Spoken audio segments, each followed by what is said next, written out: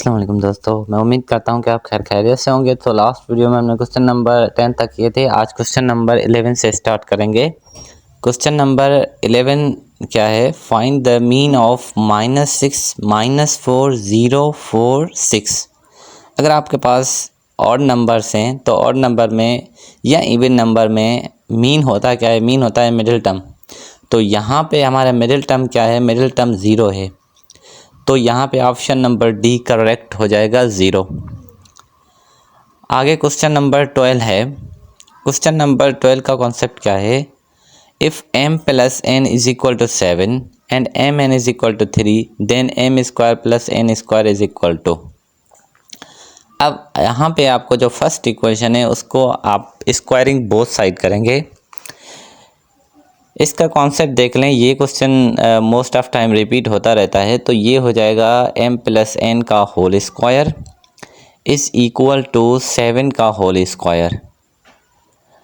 जब भी आपके पास क्वेश्चन आ जाए तो उसको आप कॉन्सेप्ट देख लें, उससे किस तरह से डील करते हैं ये भी चीज़ देख लें। तो यहाँ पे हम ओपन करेंगे formula m square plus 2mn plus n square. तो मैं इसको डायरेक्ट लिख रहा हूँ m square plus n square, और जो प्लस 2mn है उसको मैं उधर शिफ्ट करूँगा तो उधर माइनस का हो जाएगा।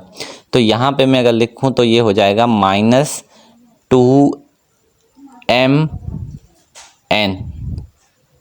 अब आगे आपको क्या करना होगा? आगे आप हमें जो मालूमात दी गई है वो है mn is equal to 3। mn की वैल्यू हमें गिवन है और उस साइड जो 7 का स्क्वायर है वो होता है 49। अब यहाँ पे आपको 49 भी गिवन है, ठीक है। तो अभी यहाँ पे आपको क्या करना होगा? mn को आप क्या करें? mn को आप यहाँ पे रिप्लेस करेंगे, फिर जो आंसर आएगा वो आपका करेक्ट होगा। तो क्वेश्चन नंबर 13 में आगे देखें। Find the x if the following matrix is singular. अब मैट्रिक्स सिंगुलर का क्या मतलब होता है? मैट्रिक्स सिंगुलर में डिटर्मिनेंट 0। तो ये दोनों आपको क्रॉस मल्टीप्लाई करवाने होंगे डिटर्मिनेंट लेने के लिए। तो 1 को x से मल्टीप्लाई करें तो x हो जाएगा और -11 हो जाएंगे। अब इज इक्वल के बाद क्या होगा? इज इक्वल के बाद क्या होगा? आपको 88 मिलेगा। 44 को अगर 2 से मल्टीप्लाई करेंगे तो x यहीं पे पड़ा होगा। 11 माइनस का है तो उधर प्लस का हो जाएगा। तो ये आपको 99 आंसर देगा, जो ऑप्शन नंबर सी करेक्ट है। अब क्वेश्चन नंबर 14 देखें। क्वेश्चन नंबर 14 के अंदर क्या है? What will be the value,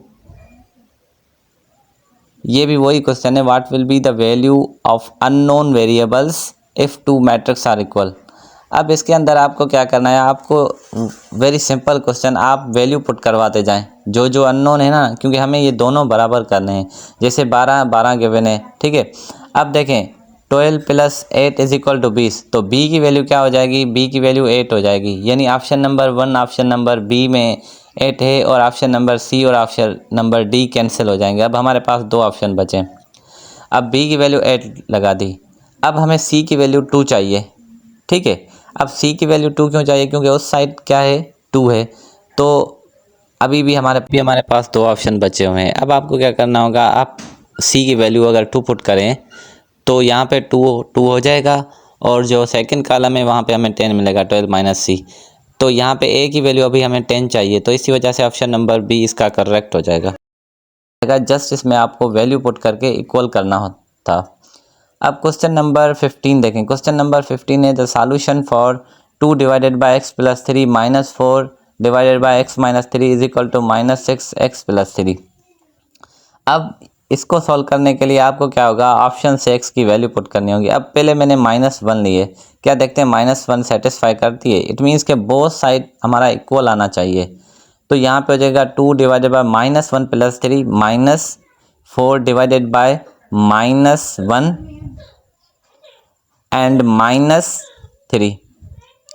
अब उस साइड क्या होगा? उस साइड होगा is equal to -6 divided by -1 plus का 3।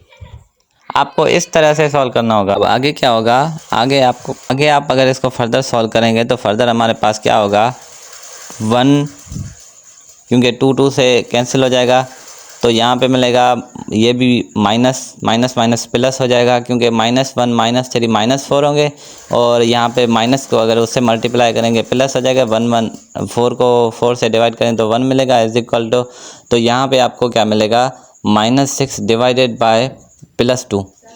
तो अब क्या होगा, अब आपको यहाँ से 2 मिलेगा और यहाँ से आपको -3 मिलेगा। इट मीन्स ये सेटिस्फाई नहीं कर रहा है। तो ये कॉन्सेप्ट है, इसके अंदर आप 9 पुट करें, -3 + 3 पुट करें, जो इसमें सेटिस्फाई कर रहा हो, क्योंकि ये ऑब्वियसली सेटिस्फाई नहीं कर रहा है ना, तो सी ऑप्शन होगा नहीं। अगर आप बी पुट करके देखें, A option, D option put करके देखें।